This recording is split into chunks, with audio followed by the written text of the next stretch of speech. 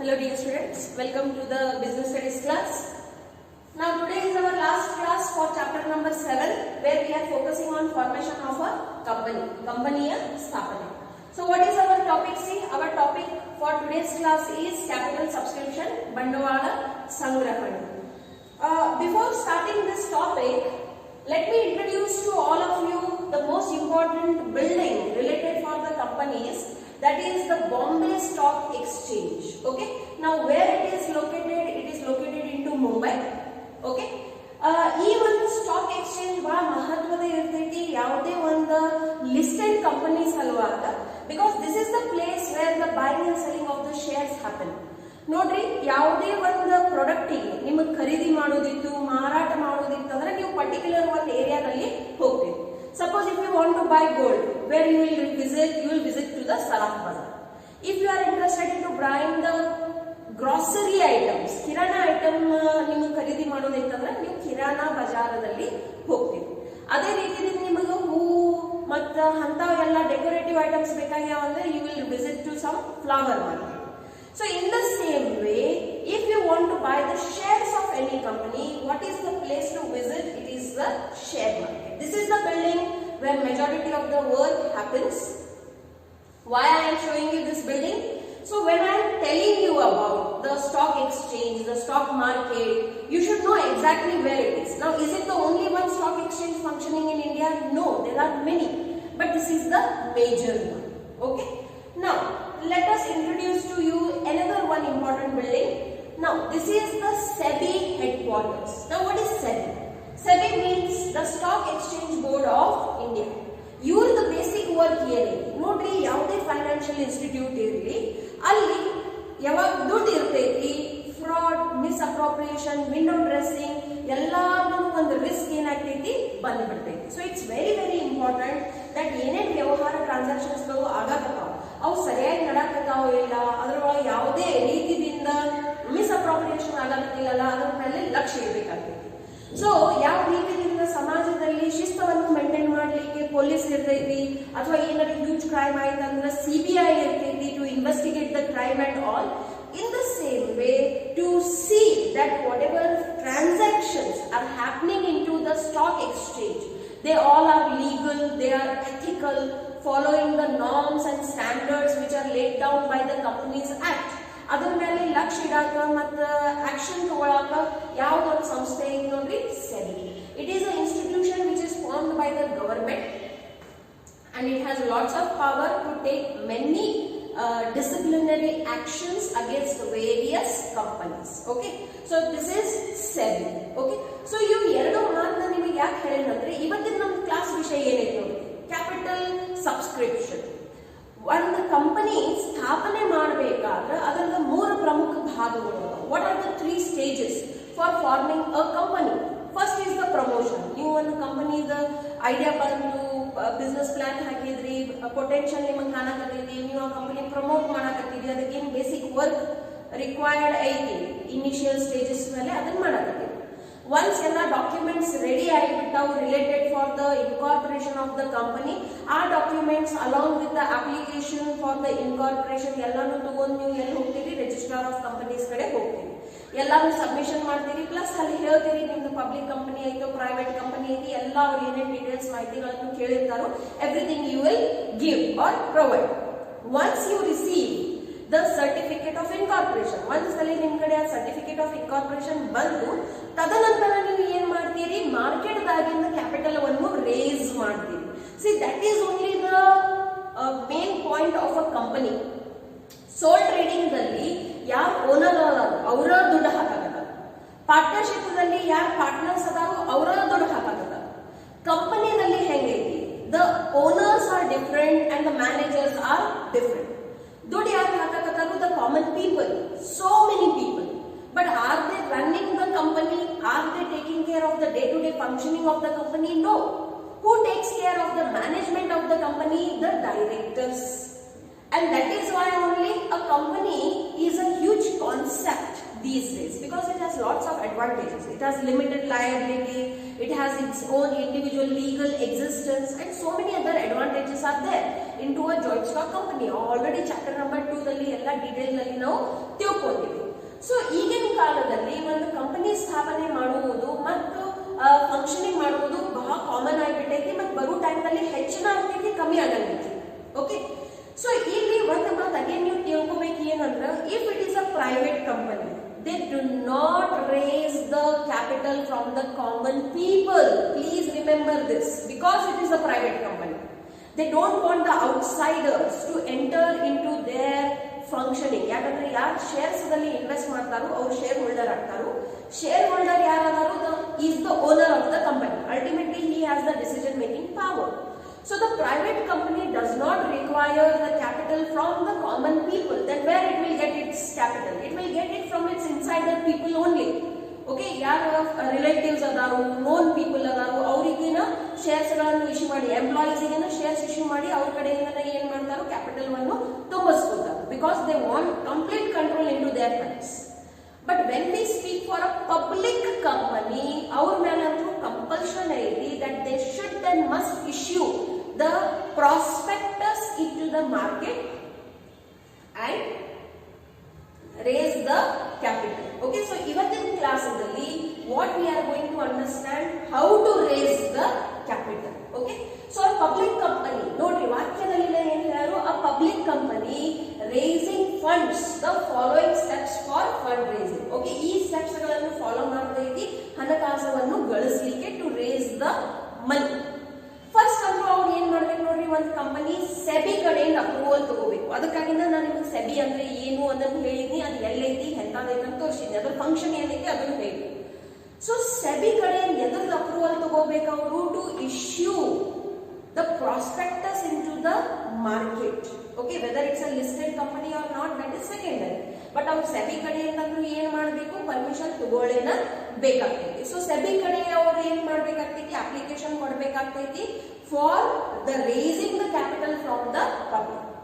Second ಅವ್ರು ಏನ್ ಮಾಡ್ತಾರೆ ನೋಡ್ರಿ, the company needs to file a copy of prospectus with the registrar of companies, ROC ಅಂತನೂ ಕರೀತೀವಿ. So every state has a registrar of companies. So ಅವ್ರ ಕಡೆ ಹೋಗಿ ಅವ್ರು ಏನ್ ಮಾಡ್ಬೇಕಾಗ್ತೈತಿ, ಒಂದು ಕಾಪಿಯನ್ನು file ಮಾಡಬೇಕಾಗ್ತೈತಿ. They need to file a copy of what? Of a prospectus. Company ನೋಂದಣಿ ಅಧಿಕಾರಿಗಳಿಗೆ ಕಂಪನಿಯು ಪತ್ರಿಕೆಯನ್ನು ಸಲ್ಲಿಸುವುದು.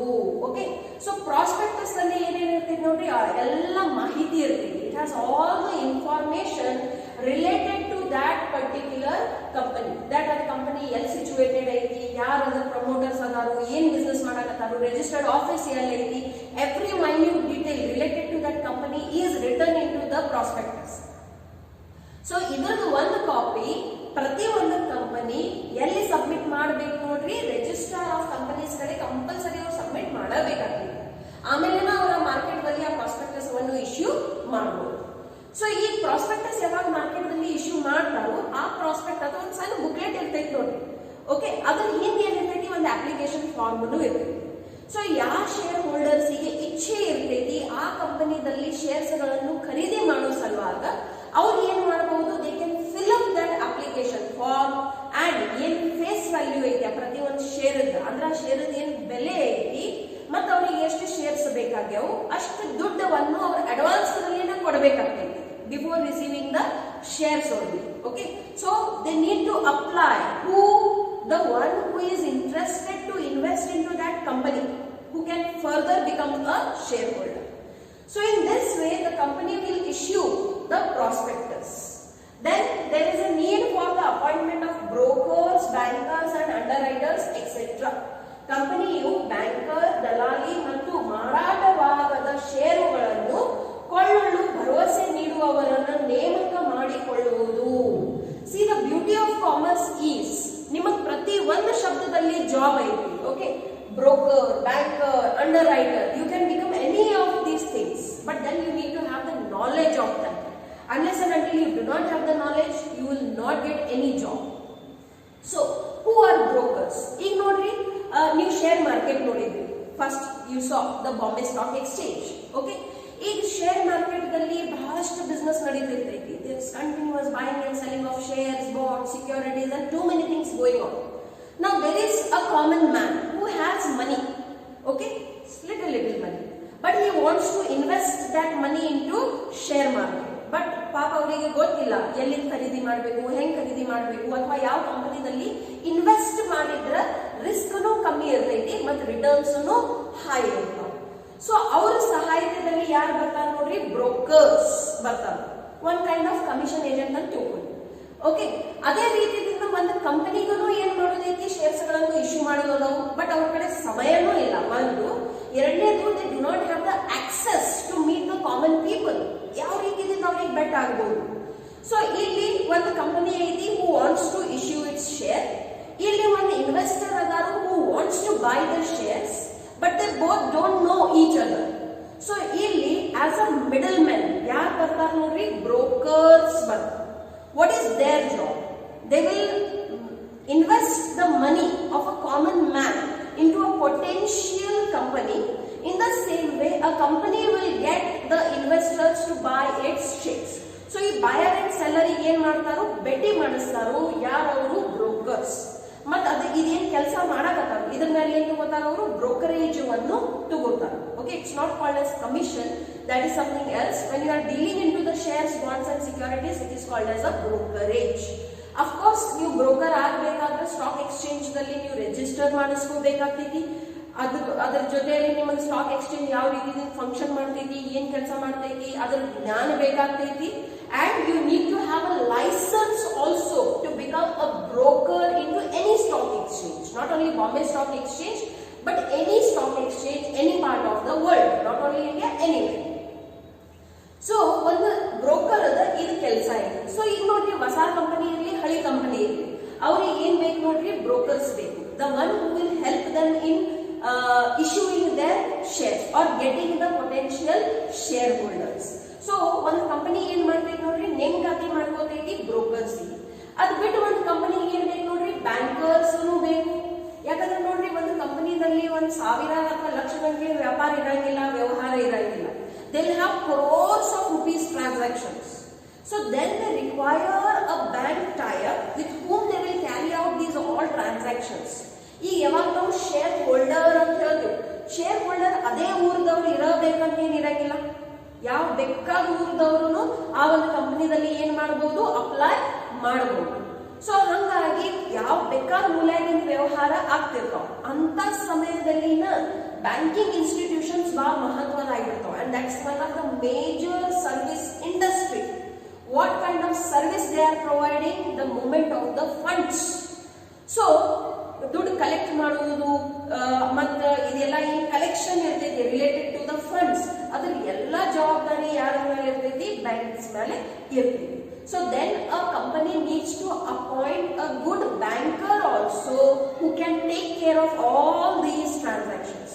ಅದರ ಜೊತೆಯಲ್ಲಿ ಅಂಡರ್ ರೈಟರ್ಸ್ ಅವ್ರು ಅಪಾಯಿಂಟ್ ಮಾಡ್ತಾರೆ. ಈಗ ಅಂಡರ್ ರೈಟರ್ಸ್ ಯಾರಪ್ಪ, ಈಗ ನೋಡ್ರಿ, ಯಾವಾಗ ಒಂದು ಹೊಸ ಕಂಪನಿ ಇರ್ತೈತಿ, ಒಮ್ಮೆಗೆ ಯಾರು ಅವ್ರ ಶೇರ್ಸ್ ಗಳನ್ನು ಖರೀದಿ ಮಾಡಂಗಿಲ್ಲ. ಯಾಕಂದ್ರೆ ಹೊಸ ಕಂಪನಿದಲ್ಲಿ ಎಲ್ಲರಿಗೂ ಏನ್ ಕಾಣ್ತೈತಿ, ರಿಸ್ಕ್ ಕಾಣ್ತೈತಿ. ಹೊಸ ಕಂಪನಿ ಸರ್ವೈವ್ ಆಗಬಹುದು, ಫೇಲೂ ಆಗಬಹುದು.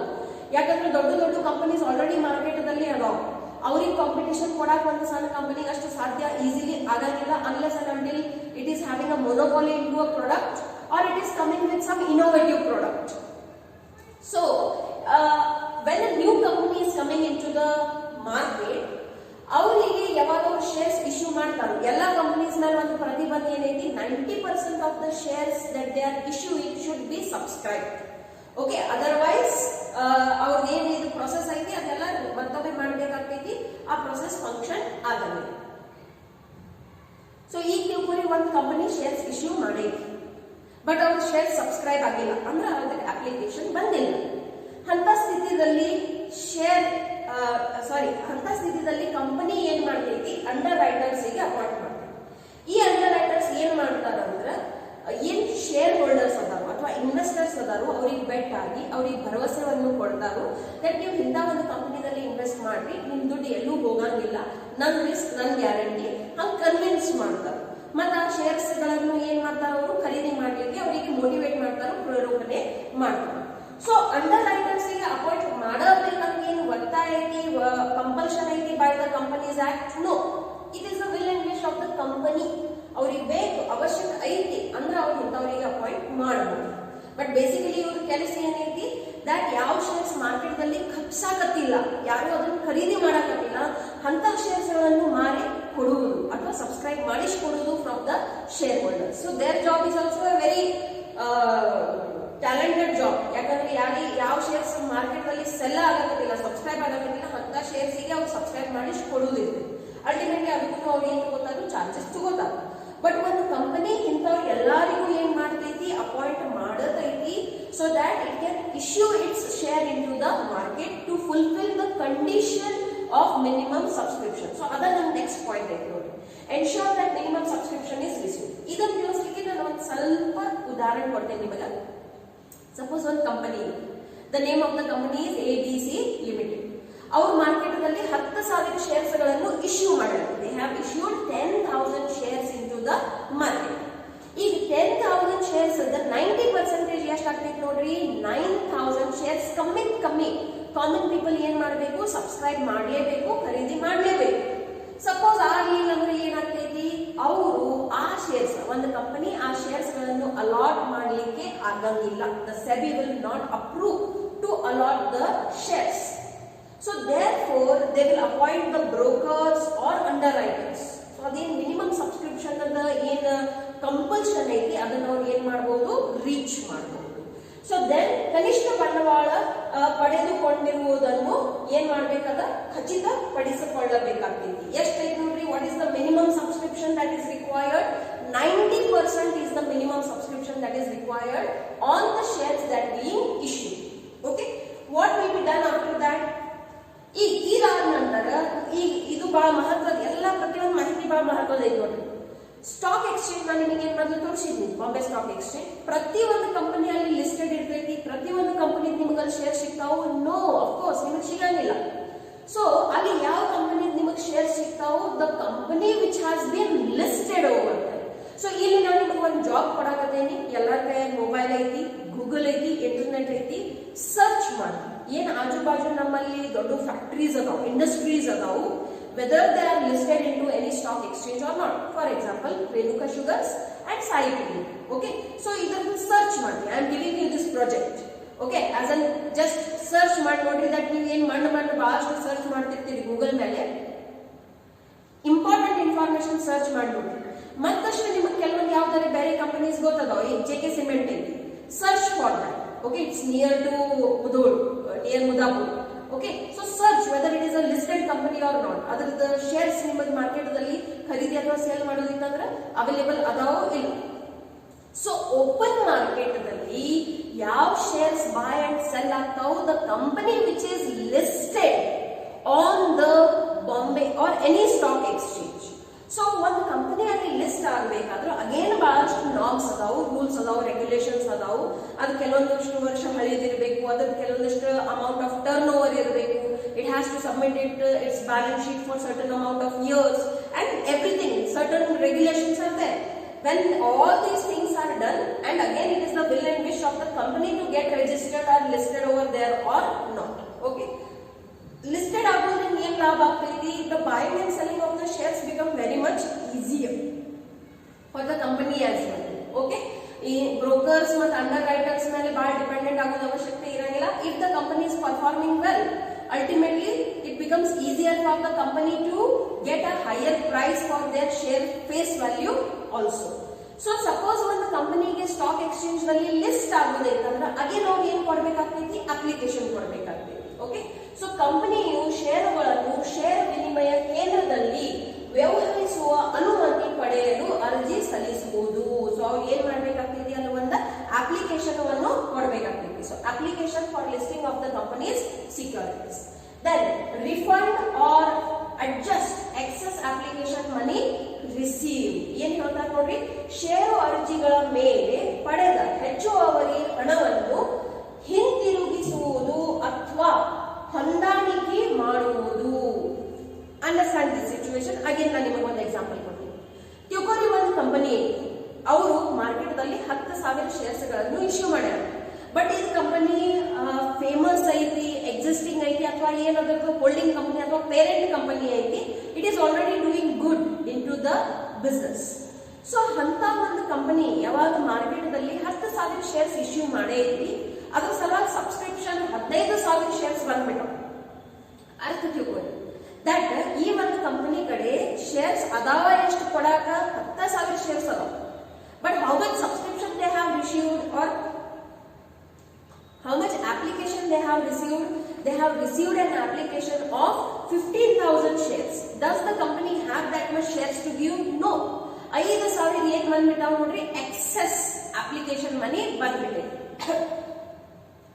ಸೊ ಇಲ್ಲಿ ಒಂದು ಕಂಪನಿ ಏನ್ ಮಾಡಬಹುದು ಅಂದ್ರೆ, ಏನ್ ಎಕ್ಸೆಸ್ ಮನಿ ಬಂದ್ಬಿಟ್ಟೈತಿ ಅವ್ರ ಕಡೆ, ಓಕೆ, ಏನ್ ಎಕ್ಸೆಸ್ ಅಪ್ಲಿಕೇಶನ್ ಮನಿ ಬಂದ್ಬಿಟ್ಟೈತಿ, ಒಂದು ಅವ್ರ ಅದನ್ನ ಏನ್ ಎಕ್ಸೆಸ್ ಮನಿ ಬಂದೈತಿ ಅದನ್ನು ಒಳ್ಳೆ ಕೊಡಬೇಕಾಗ್ತೈತಿ. They need to give it back. Otherwise ಅವ್ರು ಏನ್ ಮಾಡಬಹುದು, ಅಲ್ಲಿ ಪ್ರೋ ರೇಟಾ ಅಲಾಟ್ಮೆಂಟ್ ಮಾಡಬಹುದು. ಪ್ರೋ ರೇಟಾ ಅಲಾಟ್ಮೆಂಟ್ ಅಂದ್ರೆ ಏನು, ತಿಳ್ಕೊರಿ, ಯಾರು 10 ಶೇರ್ಸ್ ಗಳನ್ನು ಬೇಡ್ಯಾರಂದ್ರೆ ಅವರಿಗೆ 8 ಶೇರ್ಸ್ ಕೊಡುವುದು. ಹಾಗಾದ್ರೆ ಏನ್ 2 ಶೇರ್ಸ್ ಜಾಸ್ತಿ ಅದಾವ, ಅದ್ರ ದುಡ್ಡು ಅವ್ರ ಕಡೆ ಕಂಪನಿ ಕಡೆನೂ ಉಳಿತು. ಆ ದುಡ್ಡಿಗೆ ಎಕ್ಸ್ಟ್ರಾ ದುಡ್ಡಿಗೆ ಅವ್ರು ಏನ್ ಮಾಡ್ಬಿಡ್ತಾರೋ, ಅಡ್ಜಸ್ಟ್ ಮಾಡ್ಬಿಡ್ತಾರೋ ಮುಂದಿನ ಕಾಲ್ಗಳಲ್ಲಿ. Okay, when you will come in PUC second year you will understand this in very detail. ನಿಮಗೆ ಅಕೌಂಟಿಂಗ್ಸ್ ನಲ್ಲಿ ಇದ್ರ ಮೇಲೆ ಲೆಕ್ಕಗಳು ಅವ.